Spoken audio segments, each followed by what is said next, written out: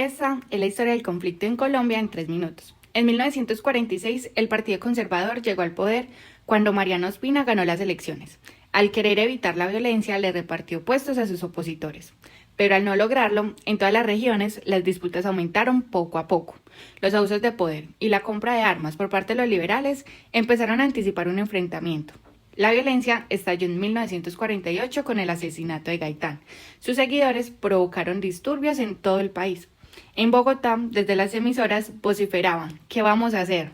La revolución, pero no hubo revolución, solo violencia. Los pueblos se convirtieron en tumbas, se formaron guerrillas liberales y ejércitos conservadores, que por igual desplazaban a las familias de sus tierras. Los enfrentamientos habían acabado la vida de más de 300.000 personas cuando el general Rojas dio su golpe de estado. En 1953, Rojas decretó una amnistía general y la mayoría entregó las armas a medida que se convirtió en un líder carismático. Empezó a distanciarse de los partidos tradicionales. Así que desde los periódicos la posición liberal y conservadora se hizo férrea. La solución de Rojas fue cerrarlos. Su medida no frenó las críticas, las protestas, el bajo precio del café, la oposición de los partidos y los industriales llevaron a la dictadura a su final. Pero ¿cómo gobernar el país sin enfrentarse por el control de la burocracia? El Frente Nacional fue la respuesta. Los partidos tradicionales se repartieron los puestos y alternaron la presidencia durante 16 años. Y aunque la violencia bipartidista disminuyó, no terminaron los conflictos. Entre 1964 y 1974 se formaron las guerrillas de las FARC, el ELN y el M-19. Luchaban influidos por el socialismo contra la injusticia, la exclusión política y por el dominio de las tierras. En un principio, las guerrillas no tenían capacidad militar, pero todo cambió cuando la coca permitió financiar temibles ejércitos que intimidaban a ricos y a pobres. El que pudiera pagar una vacuna era obligado a financiar la revolución. Cuando Betancur inició las negociaciones con las guerrillas en 1982, mientras hablaban de paz, las FARC ampliaban sus frentes con extorsiones y coca, y los paramilitares, apoyados por mafiosos y militares, asesinaban a políticos de izquierda. Entonces el gobierno inició una guerra contra la pólvora del conflicto, el narcotráfico. La respuesta del cartel de Medellín fue amedrentar a la población con bombas, asesinatos y secuestros, y así, las décadas de los 80 y los 90 estuvieron marcadas por el terror. La situación empezó a cambiar cuando el Estado ganó terreno gracias al Plan Colombia y una intención decidida de recuperar el terreno perdido. Los militares se desmovilizaron y tras los duros golpes que recibieron las FARC empezaron los diálogos de paz. Solo el tiempo dirá si los colombianos lograremos algún día perdonarlos. El 12 es un número maravilloso. Cuando se habla de tener una docena de algo, significa que es bastante, pero también que es suficiente. 12 son los meses del año, 12 son las horas en que el sol brilla en el trópico, y 12 han sido los intentos de firmar la paz entre los grupos armados y el Estado colombiano. La primera vez en nuestra historia reciente fue en 1984, cuando el presidente Belisario Betancur firmó un acuerdo de paz con la guerrilla de las FARC. Gracias a este nació la Unión Patriótica como partido político. Sin embargo, tras el asesinato sistemático de sus líderes, el acuerdo se disolvió. En 1990, el presidente Virgilio Barco y la guerrilla del M-19 firmaron la paz. 900 hombres entregaron las armas, se acordó reformar la Constitución y el M-19 nació como partido político.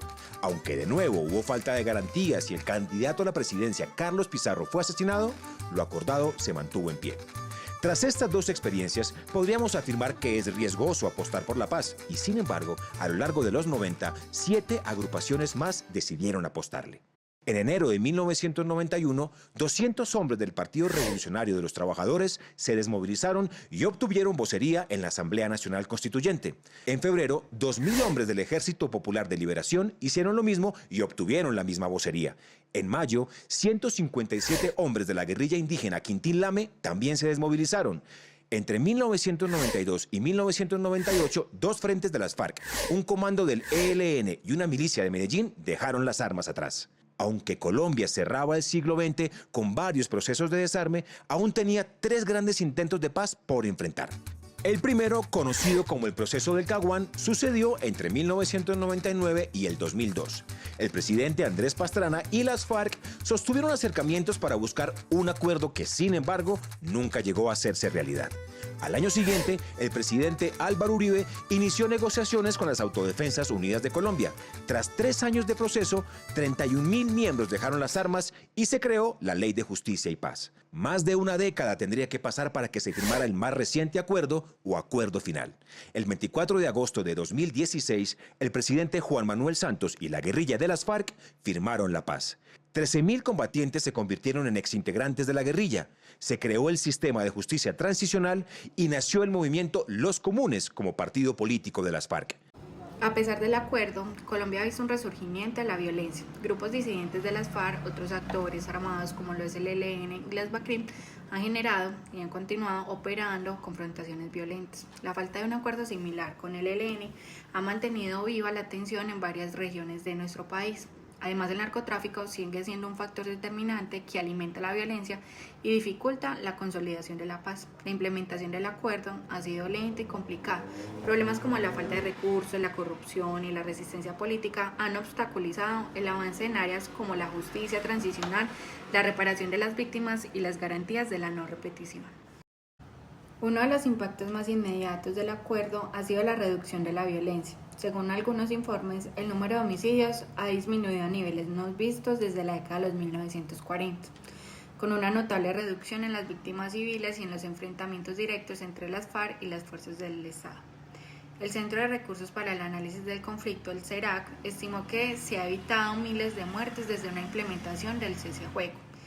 Entre estos impactos ha sido la transformación en el campo.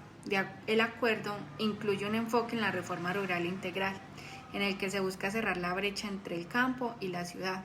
Esto implicó la creación de programas para mejorar las condiciones de vida en áreas rurales, así como el acceso a tierras para campesinos, especialmente aquellos que han sido víctimas del conflicto.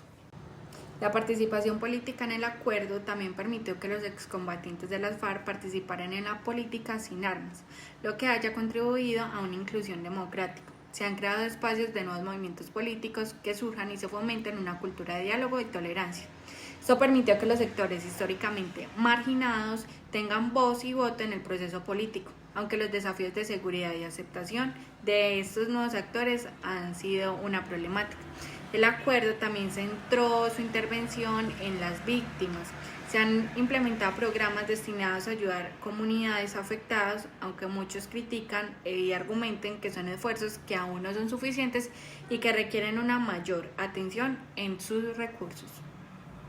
Aunque una docena de intentos son bastantes y deberían de ser más que suficientes, a la fecha los colombianos aún no podemos decir ni vivir que estamos viviendo en paz.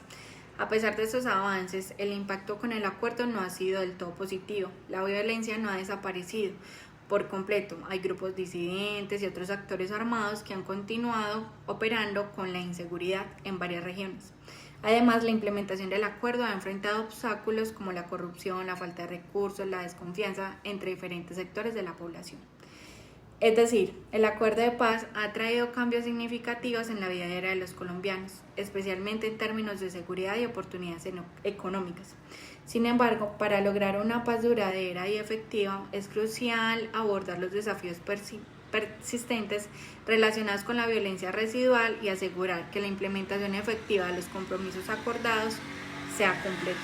El relato de las víctimas es memoria de sufrimiento y de dignidad, del horror sufrido en medio de la más absoluta indefensión y del valor que tuvieron para enfrentar momentos cruciales de sus vidas, de la tristeza que jamás se borrará de sus existencias y de la tenacidad que tuvieron para enfrentar cada una de las jornadas de sus días, de la impotencia que sintieron frente a quienes les apuntaban con un arma y la valentía que tienen hoy en día para denunciarlos.